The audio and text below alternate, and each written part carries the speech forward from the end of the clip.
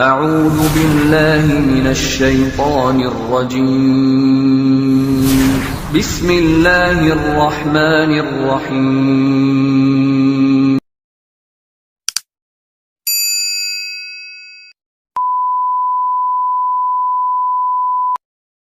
Bismillahirrahmanirrahim. Alhamdulillahirabbil alamin. Allahumma shalli ala Muhammad. Saudara-saudaraku yang dimuliakan Allah, alhamdulillah sore ini kita juga masih diberi kenikmatan oleh Allah, nikmat sehat, nikmat sempat. Alhamdulillah. Semoga kita senantiasa mencintai Allah dan Rasulnya ya. Salah satu cara kita mencintai Rasulullah adalah terus meneladani jejak langkah beliau, nampak jelasnya akhlak-akhlak beliau dari bangun tidur hingga tidur kembali, termasuk memperbanyak kita membaca sholawat kepada beliau. Tetapi ada satu hal yang menarik, ada satu hal yang mungkin layak kita kaji, yaitu bagaimana kita bisa menghadirkan sholawat, melantunkan sholawat dengan tepat, dengan benar. Bagaimana caranya? Masih ada di tengah-tengah kita, mungkin sering kita jumpai atau sering kita dengar, orang ketika bersolawat berbeda antara di awal dengan di akhir. Maksudnya bagaimana Pak? Misalnya, Allahumma sholli ala Muhammad wa ala alihi wa sahbihi wa sallim. Antara sholli dan sallim ini benar, sejajar. Kenapa harus benar? Karena dalam ilmu nahwu kita kenal dengan atof dan ma'tuf. Ada waw di situ, waw atof, penyambung. Jadi kalau di sini sholli fi'il amar, maka salim harus fi'il amar. Jangan kebolak-balik. Ini yang kadang kita jumpai. Seperti apa misalnya? Misalnya kita berdoa, wa sallallahu ala sayyidina Muhammad wa ala alihi wa sahbihi wa sallim. Loh, di depan wa sallallahu, di belakang wa sallim. Salah. Kenapa tidak tepat atau salah? Karena itu fi'il madhi wa sallallahu, di belakang pakai fi'il amar. Dalam ilmu sharaf kita kenal dengan tasrif wazan fa'ala.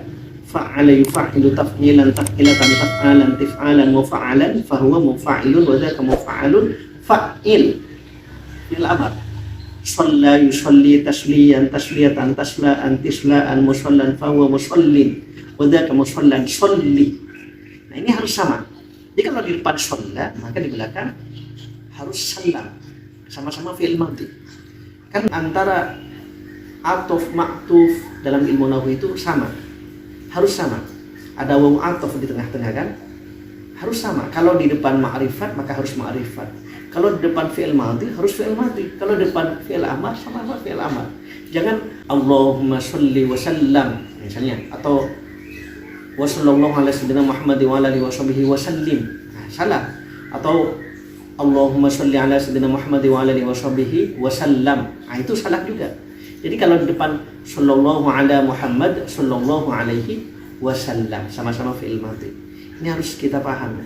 Apa maknanya? Secara makna memang tidak terlalu berbeda ya, karena sama-sama mengandung doa. Memang secara makna literlek ya, makna teks, ketika kita membaca menggunakan fi'il madhi, sallallahu ala Muhammad, semoga Allah melimpahkan rahmat kepada Nabi Allah Muhammad sallallahu alaihi wasallam. Semoga bermakna doa. Nah, ketika bermakna Allahumma sholli, karena di situ ada Allahumma, otomatis menjadi doa. Meskipun sholli fi'il amar yang dipakai, tapi aturannya kalau dari bawah ke atas, artinya dari manusia, dari makhluk kepada Allah, itu statusnya doa. Tapi kalau dari Allah ke manusia, ke makhluk, maka statusnya menjadi amar, menjadi perintah. Jadi secara makna memang tidak terlalu berbeda, tetapi pemahaman penekanannya menjadi berbeda karena antara fi'il madhi dan fi'il amar sangatlah berbeda. Fi'il amar itu penekanannya lebih keras karena ada unsur perintah di situ. Meskipun kepada Allah bermakna doa, tapi ada unsur perintah. Ya Allah, berikanlah rahmat kepada Nabi Muhammad. Begitu. Jadi ini harus kita perhatikan biar kita paham antara sallallahu dan sholli. Jadi itu soal titik tekan, mana fi'il madhi, mana fi'il amar, harus kita paham. Makanya di hampir semua sholawat itu sudah betul. Sallallahu ala Muhammad sallallahu alaihi wasallam, sama kan? Sallallahu sallam. Dan wa shallillahumma ala abdika wa rasulika sayyidina Muhammadin wa ala alihi wa sahbihi wa sallim. Sama. Nah, ini yang penting kita perhatikan. Jadi agar sholawat kita benar. Kalau di depan wasallallahu maka di akhir wasallam. Begitu seterusnya. Ini berlaku semua sholawat sama. Jangan kita belokkan, jangan kita menjadi terbiasa salah karena faktor ketidaktahuan. Apakah tetap dapat pahala, Pak? Konteksnya bukan soal pahala atau enggak, tetapi soal bagaimana kita bersolawat dengan cara yang benar. Begitu. Yang kedua, seringkali kita dengar orang baca nasyid misalnya. Nasyid itu lagu ya, atau tembang, atau syair, semacam syair Islami, nasyid Islami, tetapi dikatakan sholawat. Misalnya, qamarun qamarun qamarun zidanan nabi, itu bukan sholawat. Atau ya thayyibah ya thayyibah ya dzawal ayana, itu bukan sholawat. Itu perlu dicatat. Kenapa? Ada ciri-ciri untuk dikatakan sholawat. Misalnya sholatullah salamullah ala taha rasulillah. Ini sholawat. Kenapa? Karena ada kata as-sholat di situ. Selain kata as-sholah apa? Di situ juga ada salam. Jadi otomatis ini juga disebut salam kepada Nabi. Ada juga menggunakan kata Allahumma sholli ala Muhammad. Ada sholli. Berilah tambahan rahmat kepada Rasulullah.